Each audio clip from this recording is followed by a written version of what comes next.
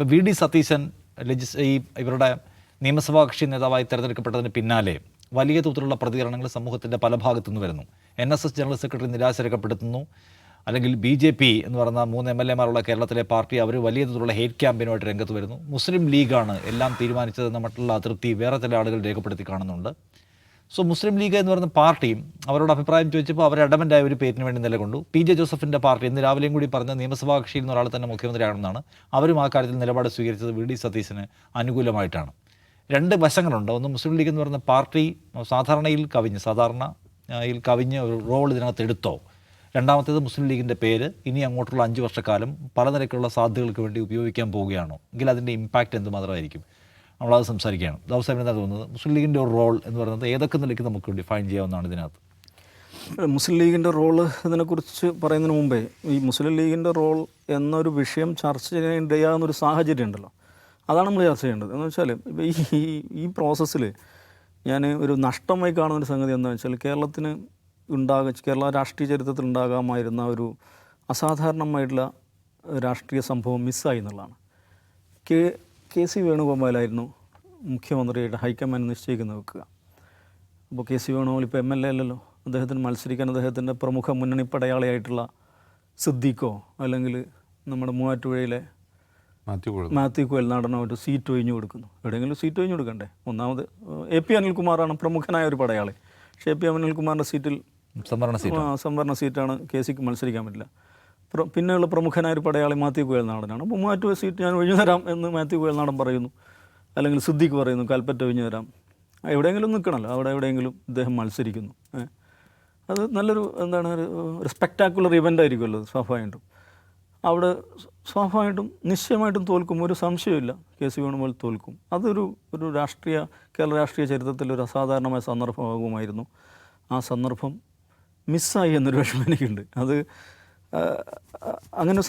അങ്ങനെ ഒന്നിൽ കൂടെ ഒരു ഫിൽട്ടറിങ് പ്രോസസ്സിലൂടെ കടന്നു പോകാമായിരുന്നു വേണമെങ്കിൽ കേരള രാഷ്ട്രീയത്തിന്. ഇനി അത് സംഭവിച്ചില്ല.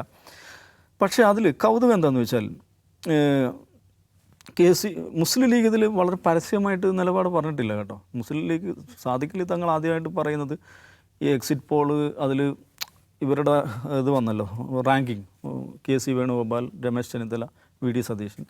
അപ്പോൾ അതിനെക്കുറിച്ച് അദ്ദേഹം കമൻ്റ് ചെയ്യാണ്, ജനവികാരം ആർക്കാണ്, അവരാണല്ലോ മുഖ്യമന്ത്രി ആവേണ്ടത് എന്ന് അദ്ദേഹത്തോട് ചോദിച്ചപ്പോൾ അദ്ദേഹം ഒരു മറുപടി പറയുകയാണ്.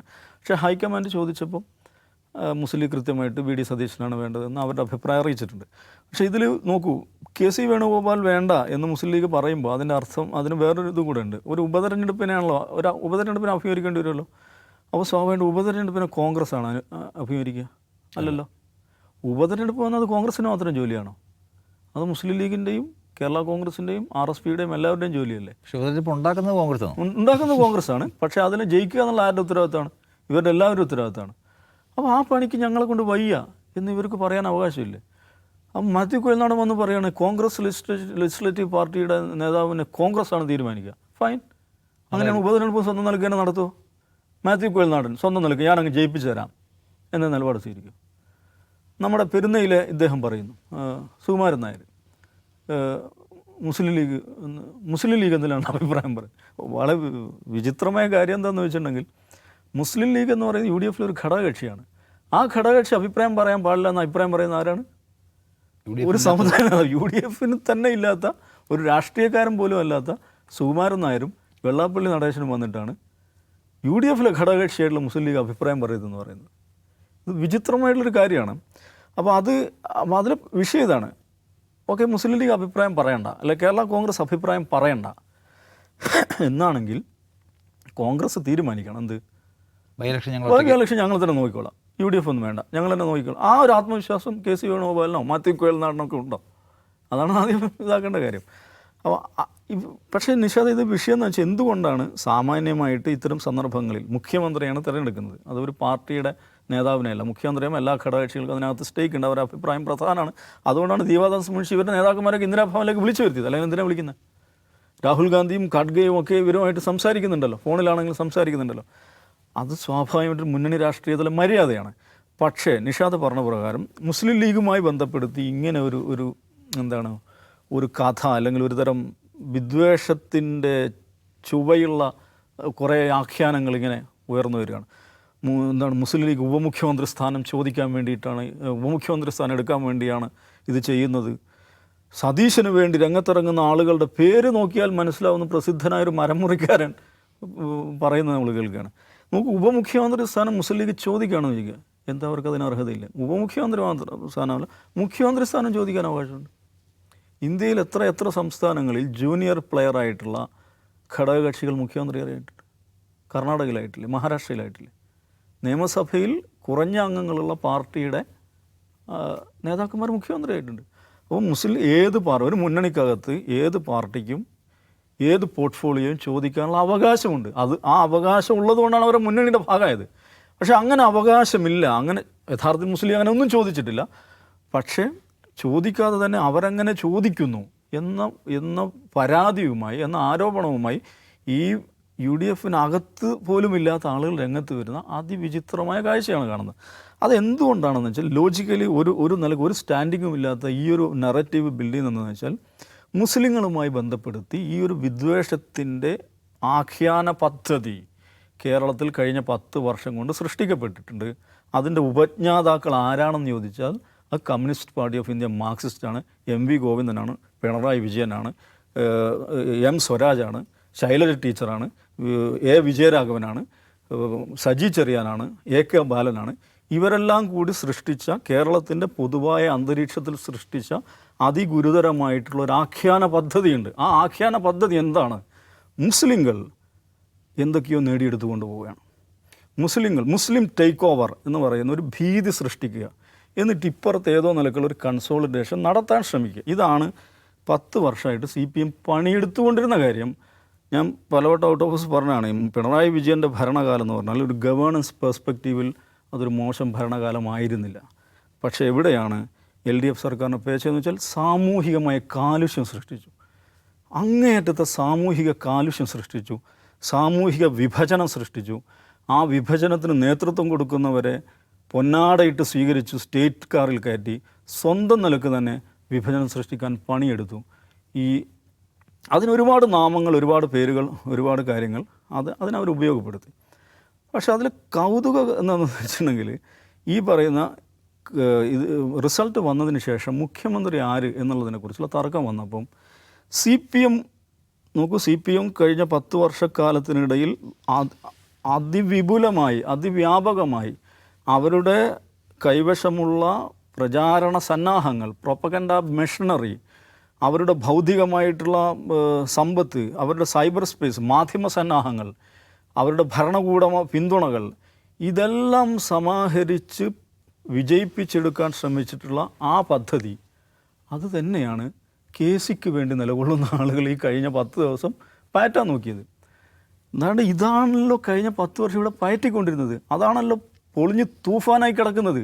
അത് തന്നെ ഉപയോഗിച്ച് പഴകിയ ആ അളിഞ്ഞ ആയുധം അത് തന്നെ പിന്നെയും എടുത്ത് വീശി നോക്കാൻ ഈ സാധുക്കൾ CPMകാരുമായിട്ട് കമ്പയർ ചെയ്യുമ്പം ആ നിലക്കുള്ള പ്രചാരണ യുദ്ധമുറകൾ ഒന്നുമേ അറിയാത്ത ഈ പരമസാധുക്കൾ ഈ അളിഞ്ഞ ആയുധം വീണ്ടും എടുത്ത് പ്രയോഗിക്കാൻ നോക്കിയതാണ് കഴിഞ്ഞ 10 ദിവസം നമ്മൾ കണ്ടത്. 10 വർഷം CPM ഉപയോഗിച്ചിട്ട് വിജയിപ്പിച്ചെടുക്കാൻ പറ്റാത്ത പദ്ധതി 10 ദിവസം കൊണ്ട് വിജയിപ്പിച്ചെടുക്കാൻ പറ്റുമെന്നാണ് നോക്കിയത്. അതിൽ വിചിത്രമായ കാര്യം എന്ന് വെച്ചാൽ പുതിയ ചില സഖ്യകക്ഷികൾ വന്നു എന്നുള്ളതാണ്. ഈ പുതിയ സഖ്യകക്ഷികൾ ആരാണെന്ന് ചോദിച്ചാൽ ഈ തെരഞ്ഞെടുപ്പിൽ UDF-നെ പരാജയപ്പെടുത്താൻ വേണ്ടി മുൻപന്തിയിൽ നിന്ന ആളുകളാണ്.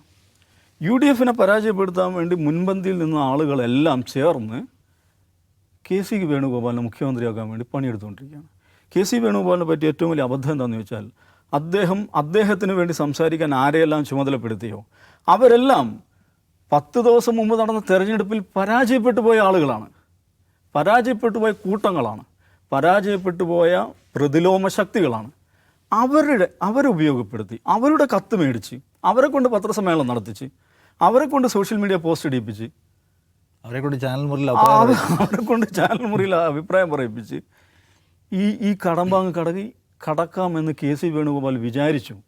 അങ്ങനെ അദ്ദേഹം വിചാരിച്ചു എന്നുള്ളതിൻ്റെ അർത്ഥം നോക്കൂ, കേരളത്തിൻ്റെ സാമൂഹ്യ മനസ്സ് എന്താണ്, ഇവിടുത്തെ മനുഷ്യരുടെ പൊളിറ്റിക്കൽ വോട്ടിംഗ് ബിഹേവിയർ എന്താണ്, അവരുടെ പ്രിഫറൻസ് എന്താണ് എന്നതിനെക്കുറിച്ച് ഈ അഖിലേന്ത്യാ നേതാവിന് ഒരു ധാരണയും ഉണ്ടായില്ലല്ലോ എന്നുള്ളതാണ് എന്നെ ഭയങ്കരമായിട്ട് അത്ഭുതപ്പെടുന്നത്. എങ്ങനെയാണ് ഇത്രയും എന്താണ് പ്രയോഗക്ഷമതയില്ലാത്ത ഒരു ആയുധം എടുക്കാൻ, പ്രയോഗക്ഷമതയില്ലാത്ത പോരാളികളെ രംഗത്തിറക്കാനുള്ള ബുദ്ധിശൂന്യത ഈ മനുഷ്യനുണ്ടായിപ്പോയതെന്നാണ്. ഇദ്ദേഹം ഇന്ത്യ മുഴുവൻ കോൺഗ്രസിനെ വിജയിപ്പിക്കേണ്ട ഉത്തരവാദിത്തമുള്ള ഒരാളാണല്ലോ. അദ്ദേഹം ഇത്രയും ബുദ്ധിശൂന്യമായി ആളുകളെ രംഗത്തിറക്കുന്നു, കരുക്കൾ വെക്കുന്നു, ആയുധങ്ങൾ പ്രയോഗിച്ച് നോക്കുന്നു. അങ്ങേയറ്റം വിചിത്രമായിട്ടുള്ള ഒരു 10 ദിവസമാണ് ആ നിലക്ക് കണ്ടുപോയത്. അപ്പോൾ മനസ്സിലാക്കേണ്ട കാര്യം ഇത് കോൺഗ്രസ്സുകാർ മനസ്സിലാക്കണം, UDFകാർ മനസ്സിലാക്കണം, CPMമാർ മനസ്സിലാക്കണം. ഇപ്പോൾ AKG സെൻറ്ററിൽ റിവ്യൂ നടന്നുകൊണ്ടിരിക്കുകയാണ്. അതിൽ പുറത്തു വന്ന വാർത്തകൾ പ്രകാരം ന്യൂനപക്ഷങ്ങളെ അകറ്റിയത് വലിയ തിരിച്ചടിയായി എന്ന് അവർ കണ്ടെത്തിയെന്ന് പറയുന്നു. നോക്കൂ, യഥാർത്ഥത്തിൽ ന്യൂനപക്ഷങ്ങളെ അകറ്റി എന്നുള്ളതല്ല പ്രശ്നം. ഞാൻ നേരത്തെ പറഞ്ഞത് ഒരു കാലുഷ്യമുണ്ടാക്കി എന്നുള്ളതാണ്. കാലുഷ്യമുണ്ടാക്കുക എന്ന് പറഞ്ഞാൽ അർത്ഥം ഏതെങ്കിലും മുസ്ലിം ന്യൂനപക്ഷത്തെ മാത്രം എന്തോ ബാധിക്കുന്നൊരു കാര്യമല്ല. ഇപ്പോൾ വെള്ളാപ്പള്ളി നടേശൻ എല്ലാ ദിവസവും രാവിലെ വന്നിട്ട് വിദ്വേഷം പ്രസംഗിക്കുകയാണ്. അത് വെറുതെ MV ഗോവിന്ദൻ വെറുതെ വിചാരിക്കുകയാണ് അത് മുസ്ലിങ്ങൾക്കാണ് കൊള്ളുക, അതുകൊണ്ട് നമുക്ക് കുഴപ്പമില്ല, നമുക്ക് ഇപ്പുറത്ത് വോട്ടങ്ങ് മേടിച്ച് കളയാം എന്ന് മഹാബുദ്ധിജീവിയായിട്ടുള്ള MV ഗോവിന്ദൻ വിചാരിക്കുന്നുണ്ടെങ്കിൽ അദ്ദേഹം അബദ്ധത്തിൻ്റെ പടുകുഴിയിലാണ്. വെള്ളാപ്പള്ളി നടേശൻ റോട്ടി വന്നിട്ട് കാലുഷ്യം ഉണ്ടാക്കുന്നുണ്ടെങ്കിൽ അതിൻ്റെ ആഘാതം ഏൽക്കുന്നത് മുസ്ലിങ്ങൾക്ക് മാത്രമല്ല, അത് ഈ സമൂഹത്തിനാണ്, സോഷ്യൽ ഫാബ്രിക്കിനാണ്. അതിൽ അസ്വസ്ഥരാകുന്ന മനുഷ്യർ അത് മുസ്ലിങ്ങൾ മാത്രമല്ല, ഈ നാട് വെടിപ്പിൽ മുന്നോട്ട് പോകണമെന്ന് വിചാരിക്കുന്ന സർവ്വ മനുഷ്യരും ഈ അലമ്പ് കേസൊന്ന് നിർത്തിക്കിട്ടണമല്ലോ എന്ന് വിചാരിക്കും. ഈ സർവ്വ അലമ്പുകളെയും പിണറായി വിജയനും ഈ P രാജീവും എല്ലാവരും ചേർന്ന് പൊന്നാടയിടുമ്പോൾ അത് മുസ്ലിങ്ങളെ മാത്രമല്ല വേദനിപ്പിക്കുന്നത്, അത് സമൂഹത്തിൽ കാലുഷ്യമുണ്ടാക്കുന്നു. ഇതൊന്ന് നിർത്തിക്കെട്ടണമെന്ന് വിചാരിക്കുന്ന മനുഷ്യരാണ് 103 സീറ്റിൽ ഇവരെ വിജയിപ്പിച്ചിട്ടുള്ളത്. പയ്യന്നൂരിൽ പാർട്ടിയുടെ പൊന്നാപുരം കോട്ടകളിൽ അട്ടിമറികൾ സൃഷ്ടിച്ചത് ആ മനുഷ്യരാണെന്ന് മനസ്സിലാക്കണം.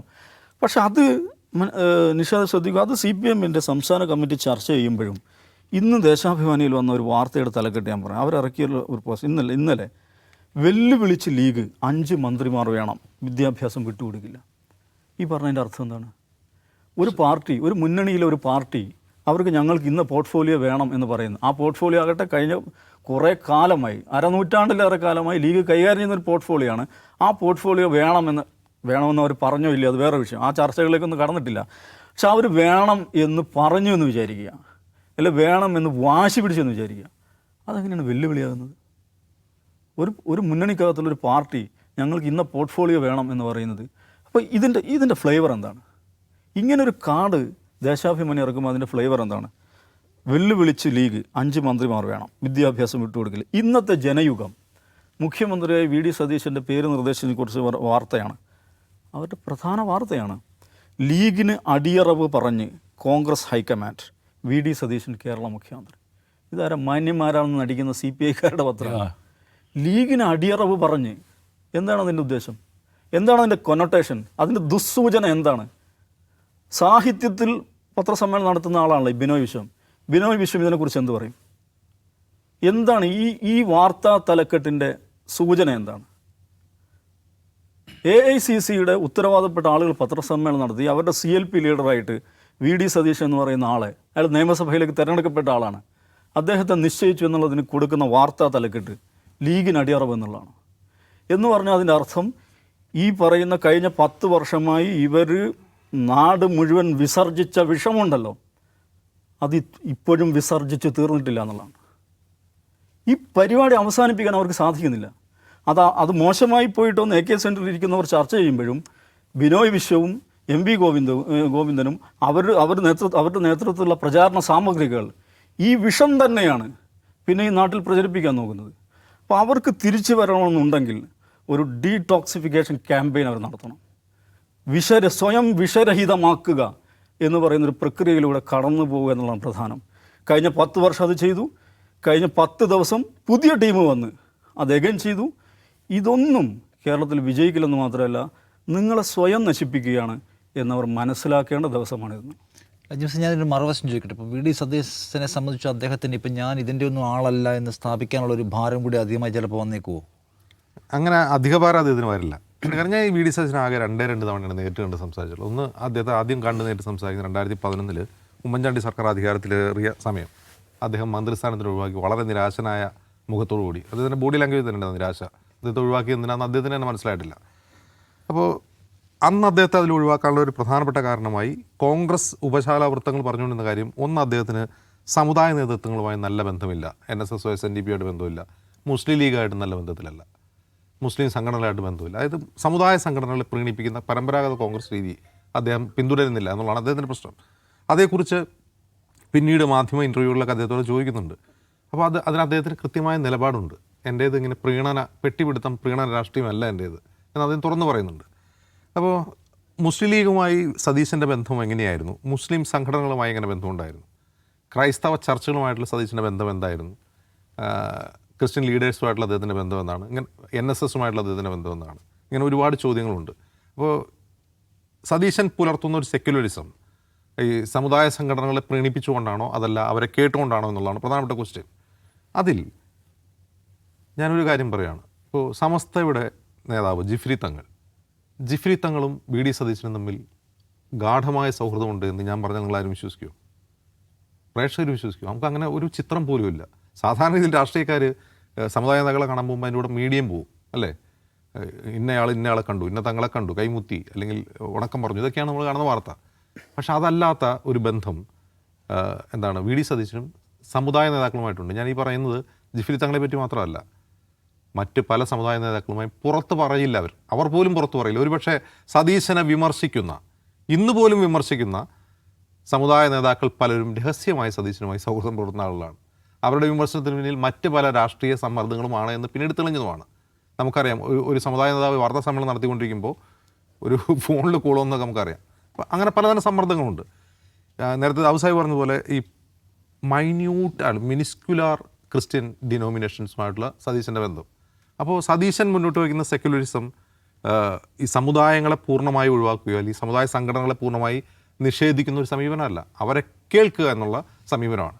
അപ്പോൾ ലീഗുമായി അദ്ദേഹത്തിനുണ്ടായിരുന്ന ബന്ധം എന്ന് പറഞ്ഞാൽ ലീഗിനെ കുറിച്ച് ഇപ്പോൾ കൗമുദിയുടെ ഒരു യൂട്യൂബ് ചാനലുണ്ട്. അതിൽ നടന്ന ഒരു അഭിമുഖത്തിൽ അദ്ദേഹം പറയുന്നുണ്ട്, 5-ാം മന്ത്രി വിവാദം ഒരു മിസ്റ്റേക്കായിരുന്നു. അത് ലീഗിൻ്റെ മിസ്റ്റേക്കല്ല, ഞങ്ങളുടെ നേതൃത്വത്തിൻ്റെ മിസ്റ്റേക്കായിരുന്നു. അപ്പോൾ 5-ാം മന്ത്രി വിവാദം കത്തിക്കൊണ്ടിരിക്കുന്ന സമയത്ത് സതീശൻ തന്നെ സ്റ്റേറ്റ്മെൻറ്റ് വന്നിട്ടുണ്ട് ആ സമയത്ത്. പക്ഷെ അത് ഓർക്കുന്നുണ്ടാവും, ഈ സ്ഥിതി സമുദായിക കാലുഷ്യത്തിലേക്ക് നയിക്കും എന്നുള്ളത്. അപ്പോൾ ഇത് അക്സെപ്റ്റ് ചെയ്യുന്ന, ഇത് തുറന്നു പറയുന്ന ഒരു നേതാവ്, അങ്ങനെ ഒരു ഓപ്പൺനെസ് ഏതെങ്കിലും കോൺഗ്രസ് നേതാക്കൾ കണ്ടിട്ടുണ്ടോ? ഇല്ല. ഇനി മുസ്ലിം ലീഗിനെ സംബന്ധിച്ച് ആര് മുഖ്യമന്ത്രിയാകുമായിരുന്നു? മുസ്ലിം ലീഗ് ഒരു പാർട്ടി എന്ന നിലയിൽ നല്ലത് ഒരിക്കലും സതീശനാവുകയല്ല. എന്നിട്ടും മുസ്ലിം ലീഗ് എന്തുകൊണ്ട് അങ്ങനെ ഒരു തീരുമാനം എടുത്തെന്നുള്ളത് വളരെ പ്രധാനപ്പെട്ട ക്വസ്റ്റ്യനാണ്. ഞാൻ അത്ഭുതപ്പെടുന്ന അതിലൊരു കാര്യം, മുസ്ലിം ലീഗിനകത്തെ നേതാക്കളുമായിട്ട് പലരുമായും സംസാരിക്കുമ്പോൾ അവർ വ്യക്തിപരമായിട്ട് പറയുന്നൊരു കാര്യം, സതീശൻ നമുക്ക് ആക്സസിബിൾ അല്ല, മുസ്ലിം ലീഗ് എന്നൊരു പാർട്ടിക്ക് ആക്സസിബിൾ ആയിട്ടുള്ള ഒരാളല്ല എന്നാണ് അവർ പറയാറുള്ളത്. പക്ഷേ എന്തുകൊണ്ടായിരിക്കും ആ പാർട്ടി ബ്ലോക്കായിട്ട് സതീശനെ പിന്തുണച്ചത്? അത് ഞാൻ മുമ്പ് ആദ്യം സംസാരിച്ചപ്പോൾ പറഞ്ഞ ഈ പറയുന്ന ജനങ്ങൾ എന്ത് ചിന്തിക്കുന്നു എന്നുള്ളത് ഏറ്റവും നന്നായിട്ട് സെൻസ് ചെയ്യുന്ന ഒരു പാർട്ടിയെ മുസ്ലിം ലീഗ് മാറുന്നു എന്നുള്ളതുകൊണ്ടാണ്. അവിടെ നേതാക്കന്മാരുടെ താല്പര്യങ്ങളോ അല്ലെങ്കിൽ നേതാക്കന്മാർക്ക് ആക്സസിബിലിറ്റിയോ അല്ലെങ്കിൽ നേതാക്കന്മാരുടെ കംഫർട്ടോ അല്ല അവിടെ പ്രധാനമെന്ന് അതിൻ്റെ ലീഡറായിട്ടുള്ള സാദിഖ് അലി തങ്ങൾ തീരുമാനിക്കുന്നതുകൊണ്ടാണ് അത് സതീശൻ മതി. നമുക്കറിയാം, ഒരു KC വേണുഗോപാൽ പക്ഷ കോൺഗ്രസ് നേതാവ്, മലപ്പുറം ജില്ലക്കാരനായ കോൺഗ്രസ് നേതാവ് തങ്ങളെ കാണാൻ വന്നതും നിരാശനായി മടങ്ങിയതും വിഷ്വൽ നമ്മുടെ കയ്യിലുണ്ട്. അപ്പോൾ അത് സംഭവിക്കുന്നത് എന്തുകൊണ്ടാണ്? അത്തരം താല്പര്യങ്ങളെക്കാൾ ഉപരി ജനങ്ങളുടെ ആസ്പിരേഷൻ മാറിയിരിക്കുന്നുവെന്ന് മുസ്ലിം ലീഗ് തിരിച്ചറിയുന്നതുകൊണ്ടാണ്. അത് മുസ്ലിം ലീഗ് വോട്ടർമാരെ കുറിച്ചുള്ള ഒരു ധാരണ മാത്രമല്ല, പൊതുവെ UDF അനുകൂലമായ വോട്ടിംഗ് പാറ്റേൺ എന്താണ് എന്ന് അവർ മനസ്സിലാക്കിയെടുക്കുന്നു. അത് പേരാമ്പ്രയിൽ ഫാത്തിമ തെഹ്ലിയ 5000-ലധികം വോട്ടുകൾക്ക് ജയിക്കുന്നത് പോലും ആസ്പിരേഷനാണ് എന്ന് ആ തലമുറ മാറ്റം ലീഗ് കൂടി അംഗീകരിക്കുന്നു എന്നുള്ളതാണ്. വോട്ടർമാരുടെ തലമുറ മാറ്റം ലീഗ് കൂടി മനസ്സിലാക്കുന്നു. മറ്റൊന്ന്, സതീശൻ കഴിഞ്ഞ 5 വർഷമായി പറഞ്ഞുകൊണ്ടിരിക്കുന്ന ഒരു പ്രധാനപ്പെട്ട കാര്യം, അദ്ദേഹം ഏറ്റവും കൂടുതൽ സംസാരിക്കുന്നത്, സതീശൻ ഏറ്റവും കൂടുതൽ ഉപയോഗിച്ച വാക്ക്, ഒരു സെൻറ്റൻസ് ഏതാണെന്ന് നിഷാദിന് ഓർമ്മയുണ്ടോ? ഒരു മാധ്യമപ്രവർത്തന നിലയിൽ അദ്ദേഹം ഏറ്റവും കൂടുതൽ ഉപയോഗിച്ച വാക്ക് വെള്ളത്തിന് തീ പിടിപ്പിക്കുന്ന വർഗീയത. ആ ഒരു സെൻറ്റൻസ് ആയിരിക്കും അദ്ദേഹം ഏറ്റവും കൂടുതൽ ഉപയോഗിച്ചിട്ടുണ്ടാവുക. ആ സംസാരം ആർക്കെതിരാണ്, ആർക്ക് വേണ്ടിയാണ് എന്നുള്ളത് വളരെ പ്രധാനപ്പെട്ട ക്വസ്റ്റ്യനാണ്. സതീശൻ ആ നിലപാട് ആത്മാർത്ഥമാണെന്നും സുതാര്യമാണെന്നും ഉറപ്പുള്ളതുമാണെന്നും ലീഗിന് മനസ്സിലായിട്ടുണ്ട്. അത് ആർക്കെതിരെയാണ് സംസാരിക്കുന്നതെന്നും മനസ്സിലായിട്ടുണ്ട്. അതുകൊണ്ടായിരിക്കാം ലീഗിന് എളുപ്പത്തിൽ അങ്ങനെ ഒരു തീരുമാനത്തിലേക്ക് എത്തേണ്ടി വന്നതെന്നാണ് എനിക്ക് തോന്നുന്നത്. യെസ്, എന്തായാലും VD സതീശൻ കേരളത്തിന് ഒരു പുതിയ യുഗം ഓഫർ ചെയ്യുകയും അല്ലെങ്കിൽ പുതിയ യുഗത്തിന് തുടക്കമായിരിക്കുന്നു എന്നാണ് അദ്ദേഹം പറഞ്ഞിരിക്കുന്നത്. അല്ലെങ്കിൽ പുതിയ യുഗം സൃഷ്ടിക്കാൻ ഞങ്ങൾ ഒരുമിച്ച് കഠിനാധ്വാനം ചെയ്യും, മാറ്റപ്പെടേണ്ടതുണ്ട് കേരളം അദ്ദേഹം എന്ന് പറയുന്നു. ഒപ്പം കേരളം ഇപ്പോൾ അനുഭവിക്കുന്ന സാമൂഹിക കാലുഷ്യം അല്ലെങ്കിൽ പോലീസ് ഭരണത്തിൻ്റെ പ്രശ്നങ്ങൾ പോലുള്ള ഒരുപാട് ഇഷ്യൂസിനെ ഉയർത്തി കാണിച്ചുകൊണ്ടുകൂടി അധികാരത്തിൽ വന്നിട്ടുള്ള ഭരണകൂടമാണ്. അപ്പോൾ അത്തരം കാര്യങ്ങളെല്ലാം പ്രതിജ്ഞാബദ്ധതയോടുകൂടി നിറവേറ്റാൻ അവർക്ക് കഴിയുമോ എന്നാണ് നാം ഉറ്റുനോക്കുന്നത്. അത് ഒരുപക്ഷെ കേരളം ഏറ്റവും ആകാംക്ഷയോടെ നോക്കുന്ന ഒരു സംഗതിയായിരിക്കും.